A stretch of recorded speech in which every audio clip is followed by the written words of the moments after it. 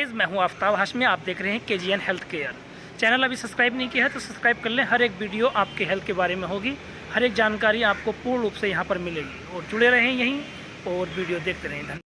Hi everyone, मैं हूं doctor Salim और आज की इस वीडियो में हम बात करने वाले हैं कि क्या अनार का जूस आपके कोलेस्ट्रॉल को कम कर सकता है।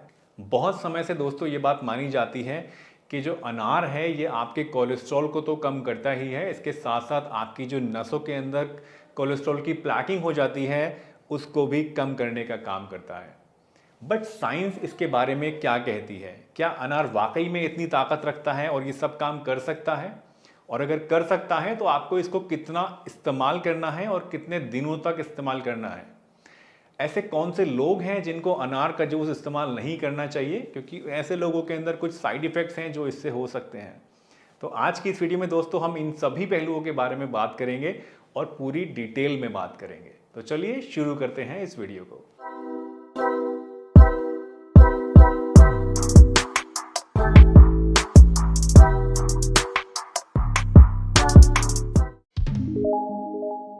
दोस्तों सबसे पहले बात करते हैं कि अनार के बारे में रिसर्च क्या बोलती है।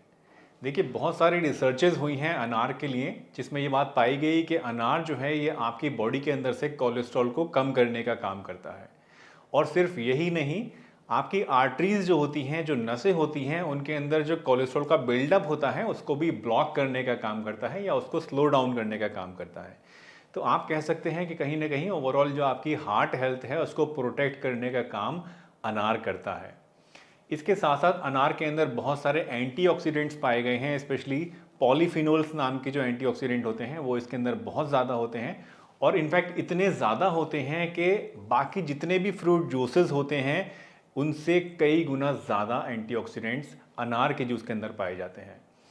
आज तक हम मानते आए थे कि जो ग्रीन टी होती है उसके अंदर जो एंटीऑक्सीडेंट्स होते हैं वो सबसे ज़्यादा होते हैं, लेकिन दोस्तों रिसर्च से ये बात पता चली है कि जो अनार का जूस है इसके अंदर ग्रीन टी से भी करीब 3 गुना एंटीऑक्सीडेंट्स होते हैं। तो इससे आप अंदाज़ा लगा सकते हैं कि कितनी अच्छी चीज़ है अनार। अनार को अगर आप रेगुलर इस्तेमाल करते हैं तो इसके अंदर जो एंटीऑक्सीडेंट्स हैं ये हमारी नसों के अंदर से ऑक्सीडेटिव जो डैमेज होता है उसको कम करने का काम करते हैं, हमारे हार्ट को प्रोटेक्ट करते हैं। इसके अंदर एंटी इन्फ्लामेटरी प्रॉपर्टीज़ भी होती हैं, तो उसकी वजह से जो हार्ट के अंदर इन्फ्लामेशन होता है वो भी कम होता है। हमारे एलडीएल को भी कम करने का ये काम करता है और ब्लड प्रेशर को भी कम करने का काम करता है। तो रिसर्च से दोस्तों जो बात सामने आ रही है वो ये कि ना सिर्फ आपके कोलेस्ट्रॉल को कम करने का काम करता है ये, बल्कि इसके साथ साथ आपके हार्ट की बाकी जो दूसरी चीज़ें हैं उनको भी अच्छा करता है, हेल्दी बनाता है और ओवरऑल जो आपकी कार्डियोवैस्कुलर हेल्थ है उसको इम्प्रूव करने का काम करता है।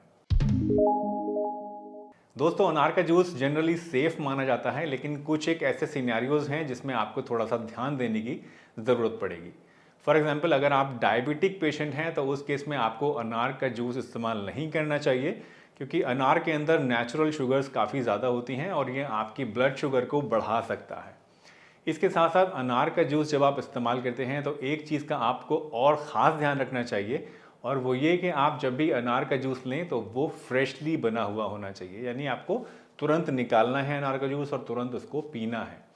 आजकल मार्केट में बहुत सारे पैकेज्ड पोमेग्रेनेट जूस मिल रहे हैं जिनके अंदर बहुत ज़्यादा शुगर भी मिली हुई होती है, कुछ एडेड फ्लेवर्स भी मिले हुए होते हैं और प्रिजर्वेटिव्स भी मिले हुए होते हैं।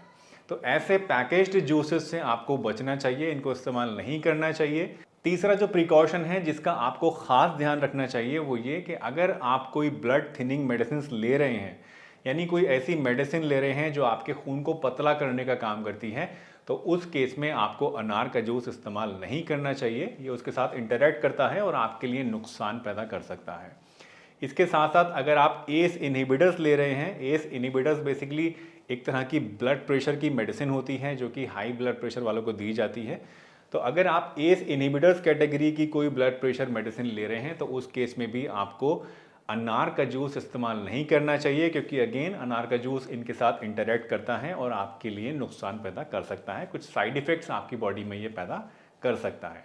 अगर आप इस तरह की कोई मेडिसिन लेते हैं जैसे कि ब्लड थिनिंग मेडिसिन है या एस इनहिबिटर्स हैं, तो ऐसे केस में आपको अनार का जूस इस्तेमाल करने से पहले, यहाँ रेगुलर इस्तेमाल करने की मैं बात कर रहा हूँ, तो ऐसे केसेस में आपको अपने डॉक्टर से पहले कंसल्ट कर लेना चाहिए और उनके मशवरे के बाद ही आपको अनार का जूस पीना चाहिए, तभी ये आपके लिए ज़्यादा सेफ रहेगा। अब सवाल आता है कि आपको कितनी क्वांटिटी में अनार का जूस लेना चाहिए जिससे आपको इसका मेडिसिनल बेनिफिट मिल सके। देखिए, फ्रेशली बना हुआ अनार का जूस 250 से 300 ml दिन में रोज़ाना एक बार लेना आपके लिए बेस्ट रहता है। अगर आप सुबह नाश्ते में इसको लेते हैं तो बहुत बढ़िया बात है। अगर नाश्ते में नहीं ले पाते हैं तो उस केस में आप शाम के नंबर में भी 5 बजे, 6 बजे, 4 बजे इसको ले सकते हैं। इतना लेना आपके लिए सफिशिएंट भी होगा और आपके लिए सेफ भी होगा, प्रोवाइडेड कि आपके अंदर ये रिस्क फैक्टर्स नहीं हैं जो अभी कुछ देर पहले मैंने आपसे डिस्कस कर रहे थे। कितने समय तक आपको इसको लेना है, तो ऐसी कोई अपर लिमिट नहीं है कि आपको इतने ही समय तक इसको लेना है, क्योंकि एक नेचुरल चीज़ है, आप जब तक चाहें इसको इस्तेमाल कर सकते हैं। बट एक चीज़ का ध्यान रखिएगा कि कम से कम 1 से 1.5 महीना रेगुलर इसको ज़रूर इस्तेमाल करिएगा, तभी इसके जो पोटेंशियल बेनिफिट्स हैं आपको वो देखने को मिलेंगे। तो दोस्तों, मुझे उम्मीद है आज की ये वीडियो आपको ज़रूर पसंद आई होगी और इस वीडियो से आज आपने कुछ ना कुछ नया ज़रूर सीखा होगा। अगर ये वीडियो आपको अच्छी लगी है और यहाँ तक देख ली है तो एक लाइक इसको ज़रूर करिएगा। चैनल पर अगर हमारे आप नए हैं तो चैनल को सब्सक्राइब भी ज़रूर कर लीजिए, ताकि आने वाले समय में भी आपको हमारी सभी वीडियोज़ देखने को मिलती रहे। कोई कमेंट अगर आपका है, कोई सवाल है या आप मुझसे और कुछ जानना चाहते हैं तो आप मुझसे पूछ सकते हैं कमेंट सेक्शन के थ्रू, या फिर आप मुझे इंस्टाग्राम पर भी फॉलो कर सकते हैं। मेरा इंस्टाग्राम आईडी इस वक्त आपकी स्क्रीन के ऊपर शो हो रहा है। तो चलिए, इसी के साथ मैं डॉक्टर सलीम आपसे विदा लेता हूँ, इस वादे के साथ कि फिर मिलूंगा आपसे इसी चैनल पर एक नई बढ़िया सी वीडियो के साथ। तब तक के लिए अपना बहुत ध्यान रखिए, हंसते रहिए, मुस्कुराते रहिए, रोज़ कुछ ना कुछ नया सीखते रहिए, ताकि आप रह सकें हेल्दी हमेशा।